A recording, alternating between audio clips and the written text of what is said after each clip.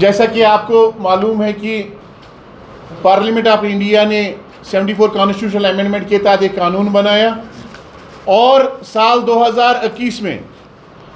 यहाँ के lieutenant governor साहब की सदारत में जो एडमिनिस्ट्रेटिव काउंसिल की मीटिंग हुई, उसमें एडमिनिस्ट्रेटिव काउंसिल का डिसीजन हुआ 74 कॉन्स्टिट्यूशनल अमेंडमेंट को इम्प्लीमेंट करने के हवाले से। तो उसके बाद सारे डिपार्टमेंट्स ने 74 कॉन्स्टिट्यूशनल अमेंडमेंट का यही मकसद था कि हम अर्बन लोकल बॉडीज़ को एम्पावर करेंगे, और सारे डिपार्टमेंट्स ने इस हवाले से एडमिनिस्ट्रेटिव लेवल पे अपने अपने ऑर्डर्स इशू किए, जितने भी यहाँ पे सिविल डिपार्टमेंट से। और जल शक्ति डिपार्टमेंट ने भी एक ऑर्डर 39 JK JSD 2021 15 फरवरी 2021 को इशू किया, जिसमें जम्मू म्यूनसिपल हदूद के अंदर जो भी डिवीजन्स आ रहे थे उनको म्यूनसिपल कॉरपोरेशन जम्मू के हवाले के करने के हदायत थे, और श्रीनगर में जो श्रीनगर म्यूनसिपल कॉरपोरेशन के हदूद में डिवीजन्स आते थे उनको श्रीनगर म्यूनसिपल कॉरपोरेशन के हवाले करने के हदायत थे। इसके अलावा जो टाउन्स हमारे हैं, चाहे वो जम्मू में थे या श्रीनगर में थे, उनको अर्बन लोकल बॉडीज़ यानी कि म्यूनसिपल कमेटीज़ के हवाले करने के आदेश दिए गए थे। इसके बाद जम्मू की अगर हम बात करेंगे तो जम्मू में इस ऑर्डर को mean on in letter and spirit implement किया गया। महकमा जल शक्ति के सारे डिवीजन जो इस ऑर्डर में थे, 5 डिवीजन, उनको ट्रांसफ़र किया गया जम्मू म्यूनसिपल कॉरपोरेशन को। कोई प्रॉब्लम आज तक नहीं है, हर एक सिस्टम भी अच्छा चल रहा है। मुलाजमीन के हवाले से जो इश्यूज थे वो SMC देख रही है, उसके बाद PHE जो पेरेंट डिपार्टमेंट है उनके साथ लीन है, तो वो लीन के जो इश्यूज है वो देख रही है। अगर हम कश्मीर PHE की बात करेंगे तो कश्मीर PHE में यहाँ पे मनमानी की गई, यहाँ पे 74 कॉन्स्टिट्यूशनल अमेंडमेंट की खिलाफ वर्जी की गई, उस हुक्मनामे उस एडमिनिस्ट्रेटिव काउंसिल डिसीजन की धज्जियाँ उड़ाई गई। उसमें एक डिवीजन को म्यूनसिपल कमिश्नर के हवाले किया गया, बाकी डिवीजन उसको PHE के पास रखा गया। तो इस हवाले से हमने अदालत उज़्मा का दरवाज़ा खटखटाया, उन्होंने भी डिसीजन दे दिए, उन्होंने भी सरकारी हुक्मनामे को इम्प्लीमेंट करने के हवाले से हिदायत दिए, और हमारे जो इश्यूज़ थे हमने उनको हाईलाइट करके उन मुतालबात का सल्यूशन और उन मुतालबात का हल ढूंढने के लिए सरकार से मुतालबा किया। तो सरकार ने भी फरवरी 2025 में एक कमेटी तश्कील दी चीफ सेक्रेटरी साहब की सदारत में, उनकी सरबराही में, जिस कमेटी का मकसद ये था कि वो इश्यूज़ को देखे,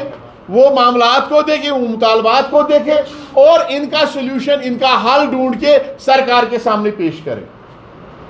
एक ऑर्डर जनरल एडमिनिस्ट्रेटिव डिपार्टमेंट ने इशू किया है। अब उसके बाद जल शक्ति के additional chief secretary Shaleen Kabra साहब ने इस कमेटी के तनाजुर में, इस कमेटी के सिलसिले में चीफ इंजीनियर PHE और चीफ इंजीनियर जम्मू से इंफॉर्मेशन हासिल करने की कोशिश की, लेकिन अफसोस के साथ कहना पड़ता है हमें उस वक्त हैरानगी हुई कि पार्लियामेंट ऑफ इंडिया जो पूरे हिंदुस्तान की बड़ी पंचायत है, उसके बाद एडमिनिस्ट्रेटिव काउंसिल जिसकी सरबराही यहाँ के लेफ्टिनेंट गवर्नर साहब कर रहे थे, उसके बाद एडमिनिस्ट्रेटिव काउंसिल का एडमिनिस्ट्रेटिव डिपार्टमेंट का डिसीजन जिसका हेड हमारा financial commissioner additional chief secretary साहब शलीन काबरा साहब कर रहे हैं, इनके ऑर्डर को इम्प्लीमेंट करने के बजाय, इनके ऑर्डर को ज़मीनी सतह पे इम्प्लीमेंट करने के बजाय, लोगों को फ़ायदा देने के बजाय इस ऑर्डर को बलाई ताक रखकर इस हवाले से कोई कोशिश नहीं की जा रही है,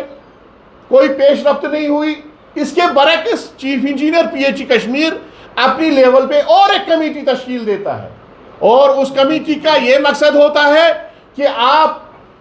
74 कॉन्स्टिट्यूशनल अमेंडमेंट का हवाला दिया जाता है, लेकिन उस कमेटी का जो काम सौंपा गया है वो 74 कॉन्स्टिट्यूशनल अमेंडमेंट के बरक्स है, उसके खिलाफ है। उसको यह कहा जा रहा है कि आप रीऑर्गेनाइजेशन के हवाले से प्रपोजल पेश करिएगा। उसको यह कहा गया है कि आप जो डिवीजन है, जो वहाँ पे डिवीजन गया है ऑलरेडी, जो ऑर्डर इम्प्लीमेंट हुआ है, पार्शली ऑर्डर इम्प्लीमेंट हुआ है, उस डिवीजन को भी आप 2 हिस्सों में तकसीम करिएगा। और इसका नतीजा ये निकल रहा है कि हम इस वक्त डुअल कंट्रोल में हैं। हमारे मुलाजमीन परेशान हैं, यहाँ के अवाम परेशान है, लोग कुर्सियों पर ऐश कर रहे हैं और हमारा मुलाजिम, हमारा छोटे दर्जे का मुलाजिम वो ग्राउंड लेवल पे पिट रहा है, आवाम के गैस गजब का शिकार हो रहा है। आज हम इस प्रेस कॉन्फ्रेंस के जरिए से सरकार से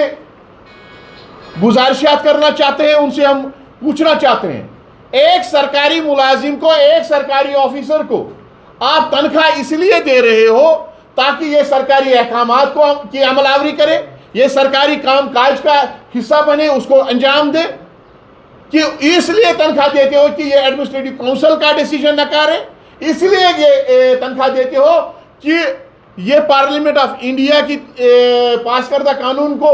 भलाई ताक रखे, ये एडमिनिस्ट्रेटिव काउंसिल की तरफ से जो एडमिनिस्ट्रेटिव काउंसिल और एडमिनिस्ट्रेटिव डिपार्टमेंट की तरफ से जो ऑर्डर इशू किया गया है 74 कॉन्स्टिट्यूशनल अमेंडमेंट के तहत, उसको नकारे। हम सरकार से इस सवाल का जवाब चाहते हैं। और